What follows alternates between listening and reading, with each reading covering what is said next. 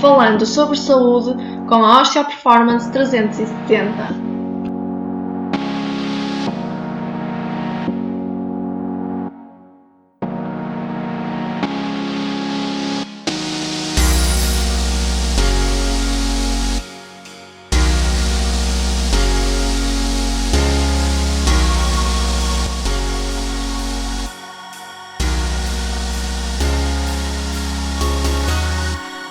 Olá a todos, bem-vindos ao nosso segundo podcast falando sobre saúde com a OP 360. Hoje vamos falar da saúde mental no pós-parto, com a nossa convidada, a doutora Raquel Jacinto.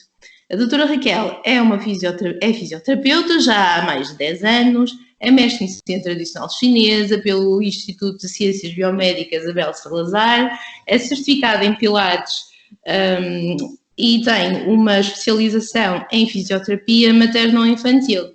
Olá Raquel, antes de mais, obrigada por teres aceito o nosso convite para participar neste podcast. Raquel, quando falamos em saúde mental no pós-parto, há dois termos que nos vêm logo à cabeça, que é o baby blues e a depressão pós-parto. Diz-me uma coisa, é a mesma coisa? São coisas diferentes? Antes de mais, olá, agradeço desde já o convite, é um prazer estar aqui com a OP. Então, relativamente à questão que me estás a colocar, nós temos aqui duas situações no pós-parto. Então, nós temos o baby blues e temos a depressão pós-parto. Então, o que é o baby blues? O baby blues é uma alteração em termos emocionais que acontece na mãe, na recém-mamã, no pós-parto imediato, e que se caracteriza por uma situação emocional transitória, que é caracterizada por uma melancolia da mãe, choro fácil, uma preocupação excessiva com o bebê, alguma ansiedade e nervosismo, e algum cansaço e dificuldade de concentração. É normal também as mamãs sentirem que não são capazes de estar neste papel de cuidadora. São sentimentos normais, que fazem parte do pós-parto imediato, é normal acontecer, principalmente quando a mulher regressa a casa após o parto. No entanto, o que acontece muitas vezes é que estes sentimentos e estas emoções acabam por se manter ao longo do tempo e pode tornar-se numa depressão pós-parto. E então é aqui que nós temos que estar realmente alerta. Porquê? Porque a depressão pós-parto é acompanhada também de alguns sinais e sintomas é fundamental termos algum conhecimento ou passar esta informação aos pais, à mãe e ao casal, para que, se estiverem numa situação destas, saberem sinalizar. Então, a depressão pós-parto. A depressão pós-parto é algo que se prolonga no tempo, então normalmente esta acontece, na maioria dos casos, a partir da 6ª semana do período pós-natal. No entanto, pode acontecer no pós-parto imediato e até ao final do primeiro ano de vida da criança. Quais são as características ou os sintomas que nos levam a verificar que sim, que estamos perante uma depressão pós-parto? São características muito características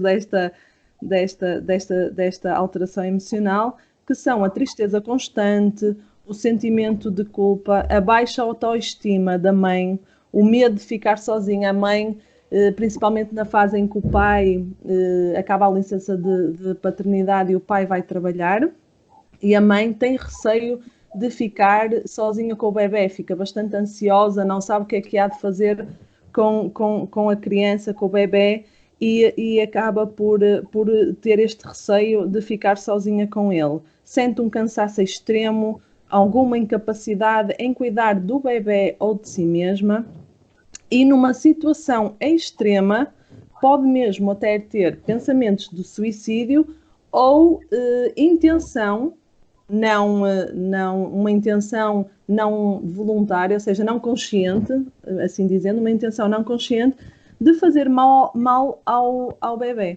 Estas são mesmo aqui as características desta perturbação emocional, e que é muito importante deixar aqui sublinhar que esta normalmente aparece a partir da 6ª semana do período pós-parto. E que o baby blues, então, é uma situação transitória que se caracteriza por aqui algumas nuances mais leves, não é? Algumas características mais leves, e que a depressão pós-parto é realmente algo que já vai um bocado prolongado no tempo e que traz consequências mais graves, quer para a mamã, quer para o bebê. Raquel, há algum sinal durante a gravidez que nos possa indicar que esta futura mãe vai ter uma depressão pós-parto? Sim. Então, o que acontece? Há vários fatores que podem contribuir para uma depressão pós-parto, e estes sinais podem começar já durante a gravidez. E então, quais são os fatores de risco? Não sei se é isto que me estás a perguntar. Sim, exatamente. Quais são os fatores de risco que podem levar a que na gravidez possa já estarmos presente uma possível depressão pós-parto? Então, nós temos uma grávida que já tenha tido uma situação de depressão antes de estar grávida, já é um fator de risco para que possa desenvolver até durante a gravidez e no pós-parto desenvolver uma depressão pós-parto. A gravidez na adolescência também é um fator de risco, e a história anterior de depressão, como falei há bocado, ou de depressão no pós-parto, ou seja, numa segunda gravidez, se nós tivermos uma mãe que à partida teve uma depressão na gravidez anterior, é muito comum, ou seja, pode atingir até 50% de probabilidade de ter uma depressão nesta gravidez não, no pós-parto que vem a seguir da segunda gravidez. Há, no entanto, outras características, outros fatores de risco que se pode desenvolver uma depressão na gravidez, mas penso que isso não será aqui agora tanto o nosso objetivo. Será mesmo focar-nos nos fatores que levam a uma depressão no pós-parto. É alertar. Respondeste perfeitamente. No fundo, é alertar para mães que realmente já tenham tido uma depressão, seja ela pós-parto ou então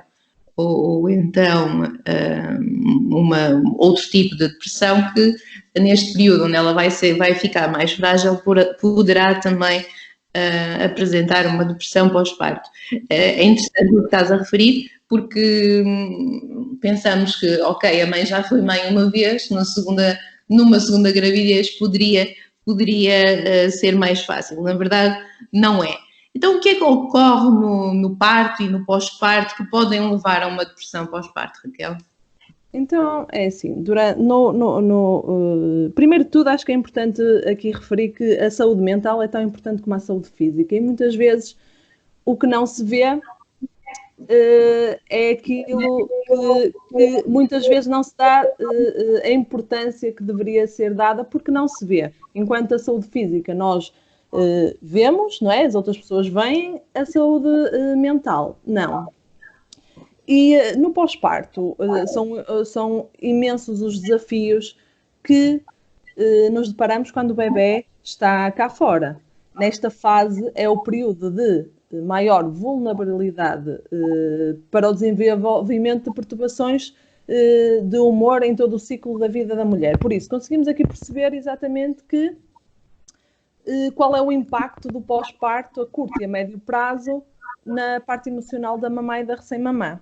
Então, primeiro temos aqui o fator de que deixamos de ser filhos para passarmos a ser pais e mães. Ou seja, há aqui uma inversão de papéis ao qual nós não estávamos habituados, não é? Porque nós estávamos habituados a ter os nossos pais a cuidar de nós, não é? E de um momento para o outro somos nós a ter a responsabilidade de cuidar e de tratar do nosso bebê. Muitas vezes esta inversão de papéis, e na maior parte das vezes, vem acompanhada de alguma ansiedade, medos, inseguranças e dúvidas que já são normais, não é? E então as questões que acompanham realmente esta inversão de papéis é: serei capaz de tratar do bebê? Serei capaz de cuidar dele? Serei capaz de ser uma boa mãe? Será que estou a fazer isto bem? Há aqui várias questões que nós nos vamos colocando ao longo do tempo, que nos vamos colocando e que nos criam realmente este tipo de sentimentos. Depois, há outra questão muito importante que é: a maternidade é muito imprevisível, não é? E nós, quando não somos mães ou quando estamos no período de gravidez, temos sempre umas expectativas algo desajustadas àquilo que é realmente a realidade de ter um bebê. Então, o que é que acontece? As mães, os pais ou o próprio casal em si tende a criar expectativas muito elevadas.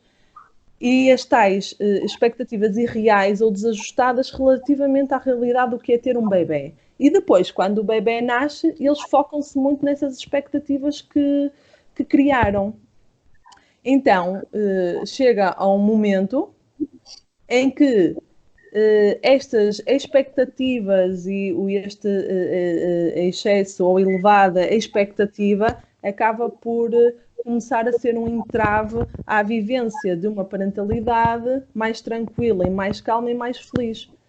Porquê? Porque nós acabamos por estar sempre a pensar naquilo que nós esperávamos que não está a acontecer na realidade. Então isto depois acaba por acarretar algumas consequências negativas, como a dificuldade da conexão com o nosso bebê, assim como o estabelecimento do vínculo com o bebê e com a satisfação e a resposta às necessidades reais do nosso bebê, porque nós estamos sempre a pensar no bebê imaginário que nós imaginamos quando estávamos no período da gravidez, e muitas vezes o bebê depois, e nós sabemos que também somos mães, que depois não vai corresponder à realidade. Porquê? Porque o bebê chora, o bebê tem necessidades, o bebê vai apresentar algumas características que se calhar nós não estávamos à espera, se calhar depois vai ser um bebê mais agitado e nós temos a ideia que o bebê é dar de comer, mudar a fralda e dormir, e as coisas não são assim, e então acaba por haver umas expectativas desajustadas relativamente à maternidade. Raquel, sim, diz-me, desculpa interromper. Não tem mal, só ia falar aqui de mais um aspecto importante. Eu posso perguntar se achas que a sociedade é responsável por essas expectativas altas, se achas que as nossas redes sociais que mostram bebés sorridentes, bebés que não estão a chorar, que estão a dormir tranquilamente, que mamam tranquilamente, se é responsável por induzir assim umas expectativas erradas por parte dos pais? Sim, eu acho que sim. Eu acho que muita da coisa que nós vemos nas redes sociais acaba, e falando aqui nesta parte e do que tu referenciaste agora, passa muito daquilo do que não é. As pessoas passam o que é bonito, as pessoas passam o que é fofinho, as pessoas passam aquilo, fazem parecer as coisas muito fáceis, e nós temos que pensar e temos que ter este pensamento que é aquilo que nós vemos nas redes sociais é aquilo que as pessoas nos querem mostrar. E as pessoas, na maioria das vezes, não vão mostrar as fragilidades nem as dificuldades. Há quem o faça, mas é raro. Por isso as pessoas vão mostrar a outra parte, vão mostrar a parte de que é tudo fácil, que o bebê é um bebê quase que perfeito, não é? E nós vamos sempre com essa imagem pré-concebida, mesmo em relação à relação com o casal, vamos com essa ideia pré-concebida de que é tudo fácil, que é tudo perfeito, e as coisas não são assim. E é uma questão muito importante, e é muito importante que as pessoas se falem sobre isto, porque a realidade não é aquilo que nós vemos nas redes sociais. E por isso temos que fazer aqui filtrar aqui algumas informações e algumas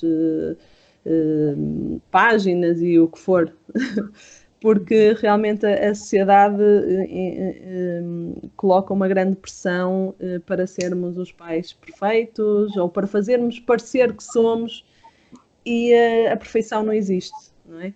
E isto acaba por colocar muita pressão, principalmente nas recém-mamás, nas mamás de primeira viagem, em que já têm aqui algumas ideias e algumas expectativas irrealistas relativamente ao que é um bebê, e por isso acho que sim, que a sociedade em parte contribui para que como tu disseste, para que sejam demasiado altas ou se desenquadrem da realidade. Exatamente. Estavas a falar e eu interrompi-te, entretanto, portanto, do que é que ocorre no pós-parto, que podem levar a uma depressão pós-parto. Falaste da troca de papéis, não é? Falaste também acabamos de falar das expectativas, e ias enumerar outro ponto. E apenas falar de outro ponto que aqui diz fala mais relativamente à mãe, que é a parte das alterações físicas que ocorrem após o parto numa mãe. Então, a partir do momento que o bebê sai, não é, da barriga, o que acontece é que vão ocorrer muitas alterações físicas e alterações à imagem corporal da mãe. Muitas vezes estas alterações são difíceis de aceitar, e são fatores de grande stress e ansiedade, porque a mãe, por um lado, quer recuperar a forma física, quer ter o corpo que tinha anteriormente à gravidez, e por outro também não se reconhece neste novo corpo. E há situações até que a mãe sente a falta de ter o bebê na barriga. Ou seja, naquele momento, enquanto naqueles 9 meses o bebê era só meu, e estava na minha barriga e sentia o bebê, e de um momento para o outro, não é de um momento para o outro, mas ao fim de 9 meses há o bebê, o parto, onde o bebê nasce, e o bebê deixa de ser só da mãe. E a mãe tem muitas vezes esse sentimento de que o bebê não é só meu, o bebê agora é do pai, vai ser um bocadinho da avó, vai ser um bocadinho da família, e que não é só dela. Então a mãe sente também a falta da barriga, do sentir o bebê, e tudo isto pode criar grande stress e ansiedade para a mãe. E nós sabemos que quando temos um recém-nascido é difícil termos tempo para nós, porque temos todos que nos adaptar, a mãe tem que se adaptar, o casal tem que se adaptar, tem que haver uma adaptação da família, e isso demora tempo. Temos que conhecer o nosso bebê, não é? O nosso bebê também tem que nos conhecer a nós e nós temos de estar disponíveis para ele. E tudo isto, depois a mãe acaba por ter aqui uns sentimentos de que quer fazer isto por ela, mas ao mesmo tempo também a função, que é mesmo a função dela, é cuidar e tratar do bebê. E as coisas demoram tempo. E por isso temos que dar tempo ao tempo, temos que dar tempo às coisas, porque vai haver tempo para tudo, para depois recuperarmos o nosso corpo, vai haver tempo para, para, para tudo o resto, que também é muito importante. E pronto, acho que já me alonguei aqui um bocadinho. Miguel, a prática do exercício físico precoce no pós-parto, achas que pode ajudar as mulheres a se reencontrar com o seu corpo? Sim, eu acho que sim, porque o facto de a mulher fazer exercício físico no período desculpa, disseste pré-parto ou pós-parto? Pós-parto. Pós-parto, sim.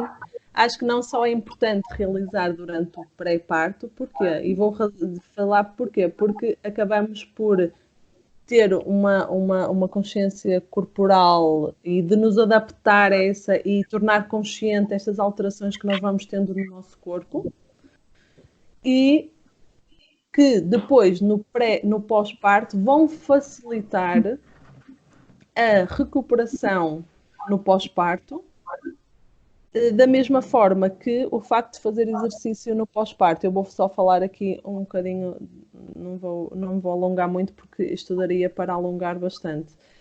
Não só ajuda na tal recuperação do corpo, não é? Como ajuda também na nova consciencialização das alterações do nosso corpo. E eu acho que isto é muito importante porque vai ajudar, de certa forma, a que a mãe já tenha alguma consciência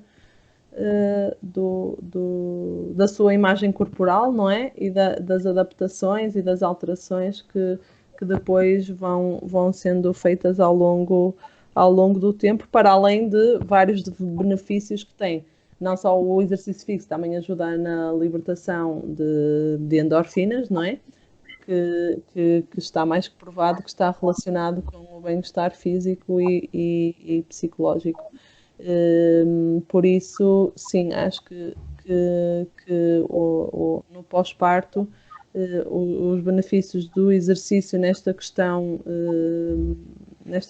da saúde mental ajudará a que a mãe também se sinta melhor e ao sentir-se melhor com ela própria vai acabar também por passar isso para as pessoas que a rodeiam e para o seu bebê. Muito bem. Muitas mães sofrem de um terrível sentimento de culpa quando deixam os seus bebês para fazer algum tipo de exercício ou de cuidado, de se cuidarem, no fundo. O que é que tu dizes a essas mães? O que é que tu lhes propões? Sim, há um grande, na maioria das mães, um sentimento de culpa em deixar o bebê. O que eu digo às mães é, se realmente querem iniciar um plano de treino de recuperação pós-parto, procurem um sítio onde possam levar os vossos bebés, porque desta forma conseguem ter o bebê junto a vocês e perto de vocês, e acabam por usufruir mais também desse momento, em vez de estarem em constante stress, se o bebê está bem, se não está, se está com fome, muitas vezes não saber até com quem é que vão deixar o bebê, ou porque se o pai também já está a trabalhar, mas vocês também já não, ainda querem tê-lo mais perto de vocês. Por isso aquilo que eu proponho sempre é procurem um sítio onde vocês possam fazer exercício e o vosso bebê possa acompanhar-vos nesse momento, ou que tenha no sítio ou no local onde as mamães vão fazer essa recuperação algum tipo de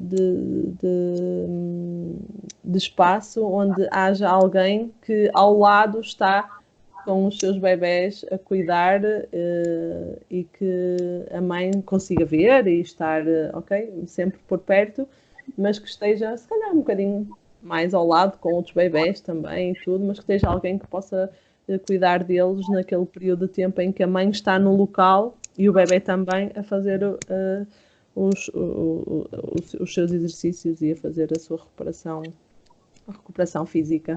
E não só, porque também temos exercícios, não é? Na parte psicológica e mental. Muito bem. Qual será o melhor exercício para uma recém-mamã fazer no pós-parto? No pós-parto, o ideal é as mamãs começarem por procurar um local onde façam mesmo recuperação pós-parto. Devem iniciar com algum profissional especialista nesta área e por isso temos alguns tipos de treino, como é o caso do Pilates clínico no pós-parto, que é realmente muito, como é que eu ia dizer, muito eficaz na recuperação, mas temos outros, temos a recuperação pós-parto na água, temos mais o que é que temos? Acho que assim, as mais indicadas seriam mesmo estas duas para iniciar, porque há aqui várias questões que num pós-parto nós temos que ter em atenção e não podemos começar logo a fazer aquele exercício que faríamos quando a mãe vai ao ginásio ou começar a correr ou começar a prática de exercício que a mãe tinha anteriormente. É importante, há aqui questões que são muito necessárias, que são de extrema importância de avaliar, que são de extrema importância de começar a trabalhar antes de iniciar essa prática física que a mãe tinha antes da gravidez ou que conseguiu manter durante a gravidez. É muito importante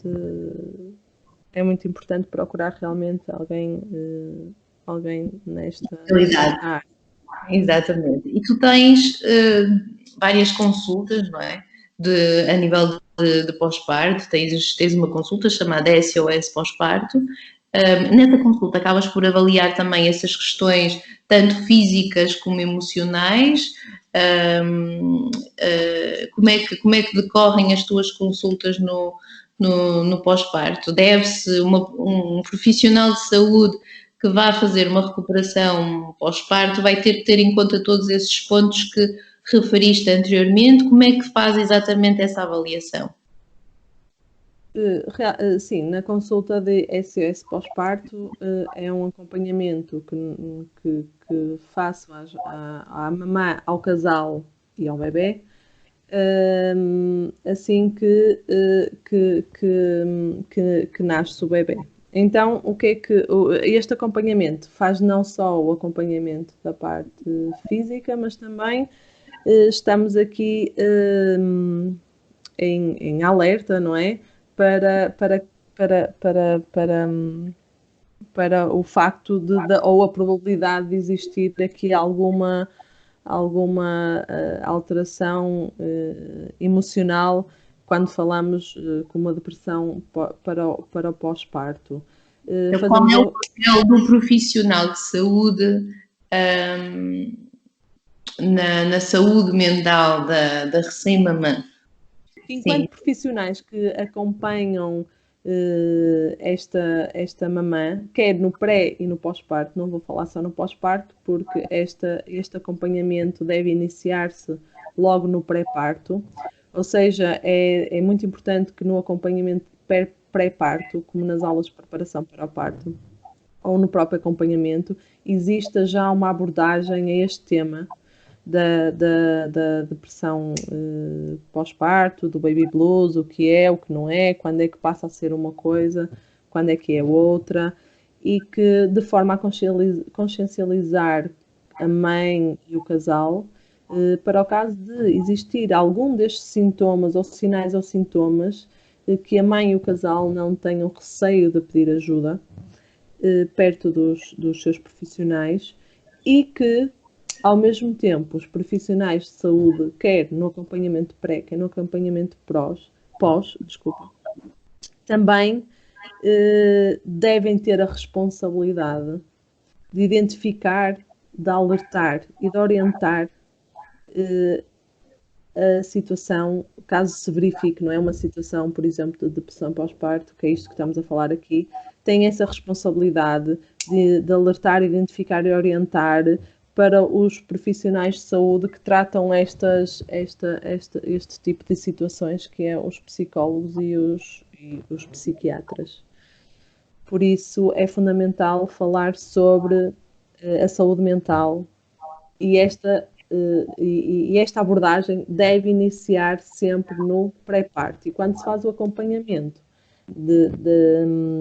mais até de uma forma até individualizada, porque é fundamental verificar se há sinais que nos digam que através da história clínica, através da história, através do comportamento da grávida, através daquilo que ela nos fala, através daquilo que ela sente, já percebermos se pode desencadear ou não alguma situação de depressão, não é? E nós, os fisioterapeutas e os profissionais de saúde que fazem este acompanhamento, devem estar alerta e devem falar sobre isto para que caso também ocorra, o casal e a mãe estejam já saibam, não é? O que é que... Porque no momento depois as coisas acontecem e é muito rápido a transição, por exemplo, de um baby blues para uma que se torna numa depressão pós-parto, é muito rápida.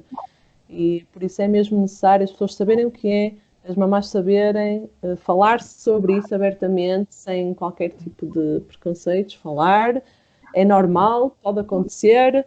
O que interessa é realmente, quer a mamãe e o casal, e o pai ou o casal, quer os profissionais, terem estas abordagens e conseguirem sinalizar e conseguirem orientar estas mães depois para o profissional de saúde, que será mesmo os psicólogos e os psiquiatras que darão todo o apoio e orientação nesta fase. Raquel, neste período onde o país está com algumas restrições de mobilidade, onde os pais têm mesmo que ficar por casa com os seus bebés, onde as visitas acabam por ser proibidas, achas que vamos ter mais dificuldade? Os pais estão com maiores dificuldades neste período que há uns meses atrás? Pergunto só, falamos em termos desta questão da depressão ou da probabilidade de desencadear... Se estas restrições sociais que nós temos podem ser propícias para dar início a uma depressão pós-parto? Sinceramente, eu acho que sim. Se nós que não estamos numa situação de pós-parto, que não nos podemos esquecer, como eu disse inicialmente, que é o período de maior vulnerabilidade para o desenvolvimento de perturbações, o pós-parto, não é? Em todo o ciclo da mulher. E nós que não estamos numa situação dessas, estar num isolamento, algo que nós não estamos habituados a ter a nossa liberdade e que nos foi retirada neste momento, pode provocar em pessoas que à partida até possam não ter qualquer tipo de fator de risco, não é? Para desencadear uma depressão. Estamos mais sujeitos, não é? Por isso, num período em que há um maior risco de haver estas perturbações emocionais, não é? Sim, acho que isto pode contribuir realmente para uma maior incidência de depressão pós-parto. Até porque numa depressão pós-parto, depois, numa depressão pós-parto não, num pós-parto há necessidade de sair, há necessidade daquela sensação de respirar, de sair um bocadinho às vezes da rotina, nem que seja pegar no bebê e dar uma volta, nem que seja estar rodeada de outras pessoas, não é? Há pessoas que gostam de ter outras pessoas em casa, falar de outras coisas, e aqui acaba por estarmos um bocado condicionados dessa presença das outras pessoas. E, claro que temos outros meios, não é? Temos os meios, como é que se diz, tecnológicos, não é? Mas não é a mesma coisa, e o facto de não podermos sair, de não nos podemos às vezes afastar um bocadinho daquele ciclo de bebê chora, muda a fralda, não é? Daquele cuidador de estar sempre ali focado no bebê, não podermos sair um bocadinho e ver outras coisas, e acaba, eu acho que sim, que vai contribuir um bocadinho para... Um bocadinho não, acho que é um fator, aquilo que nós estamos a atravessar agora, um fator que pode aumentar exponencialmente a depressão pós-parto. Por isso é fundamental que as pessoas, quem está numa situação destas, procure o contacto com as pessoas que gosta, que costuma estar rodeada. É importante que, se sentir alguma instabilidade ou o pai, ou tentar procurar ajuda, e porque há estes meios que nos permitem acompanhar a mamã. Não precisamos de desistir de tudo, não é? Há outros meios que podemos chegar às pessoas, e por isso é importante usar. Quanto aos avós, neste período, portanto, eles não podem visitar, pelo menos tão frequentemente, pelo menos não podem abraçar, estamos assim com algumas regras assim um bocadinho restritas, não podem exercer as suas funções de avós como muitas vezes gostariam de o fazer. Quais são as indicações que dás a esses avós? De que forma eles podem ajudar sem ser dar beijinhos e abraços e pegar ao colo? Neste período em que são mais cansados, acabam por ter imensas tarefas para fazer em casa. De que forma os avós podem ser uma parte ativa e uma ajuda para esses pais? É assim, nesta fase falamos desta fase de isolamento, não é? Nesta fase de isolamento, sendo os avós um grupo de risco, os avós não devem sair de casa, não é? Não podem, porque normalmente o papel dos avós e a forma como eles podem ajudar é realmente ajudar em todas as outras questões, a ouvir a mãe, ajudar nas tarefas da casa, ajudar a ter uma comida pronta, ou seja, para que a mãe não tenha que se preocupar com outras coisas a não ser com o seu bebê. Nesta fase de isolamento acaba por ser um pouco diferente.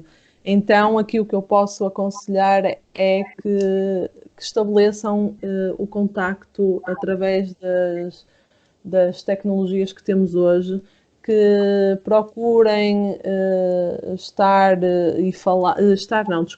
procurem falar algum tempo durante o dia com a mãe, ouvi-la, escutá-la, apoiá-la naquilo que ela sente, naquilo que ela precisa, não fisicamente, e esperar que esta fase passe rápido e que consigamos todos abraçar-nos uns aos outros, consigamos novamente, e que consigamos estar todos juntos novamente, porque nós somos seres humanos de toque e precisamos muito de estar em contacto, de sentir, de tocar, para nos sentirmos bem. Por isso acho que assim a dica que eu posso dar mais é o contacto. Mantenham o contacto, não se afastem. Já há uma tendência para nos afastarmos um pouco no pós-parto, mas tentem manter essa esse contacto por vocês, mães. E pelos avós também, não é? Porque os avós também estão numa situação, não é? Foram avós, quer dizer, eles queriam pegar, eles queriam, não é?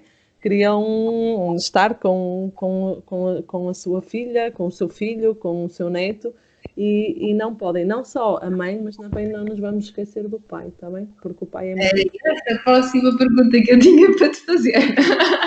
Falamos da mãe e o pai, de ver isso tudo. E o pai, não se esqueçam que o pai, nós estamos aqui a falar muito na mãe porque estamos a falar da depressão pós-parto materna, mas é muito importante e o pai também pode sofrer de depressão. Não só a mãe, mas o pai também pode sofrer de depressão e por isso também são fatores que nós temos de ter em conta. Nós falamos muito da mãe, às vezes tende-se a esquecer do pai, mas não, o pai também precisa de estar, precisa de falar, precisa de contacto e precisa, por isso não é só falar com a mãe, é falar com o pai, ouvir o pai também, porque ele também tem as suas necessidades, também tem os seus sentimentos e também precisa de ser ouvido no meio destas mudanças todas e destes desafios todos que se enfrenta com a chegada de um filho que é bastante exigente.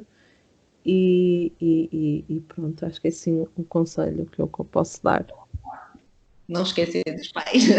Não, nunca esquecer nos pais, quer no pré-parto, quer no pós-parto. A mãe está grávida, sim, a mãe sente, a mãe passa, mas o pai também. E no pós-parto também, porque há uma tendência também a haver uma hiperproteção da mãe em relação ao bebê. E os profissionais muitas vezes focam-se só na mãe e nós nos podemos esquecer que há uma tríade, não é uma díade, há uma tríade. E o pai é tanto como a mãe.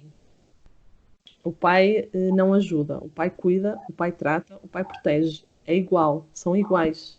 O pai e a mãe são iguais, é uma tríade. E isto é muito importante que as pessoas comecem a perceber.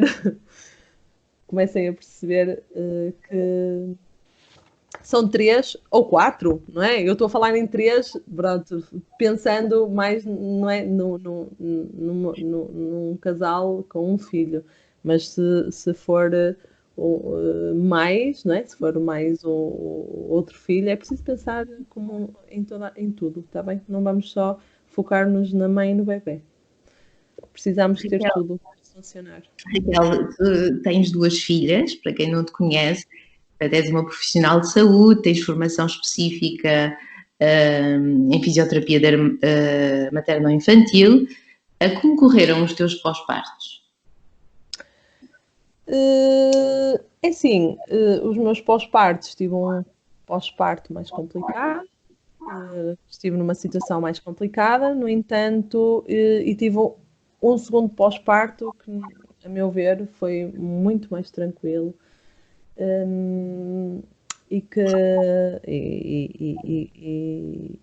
E por isso tem estas duas comparações relativamente ao meu pós-parto.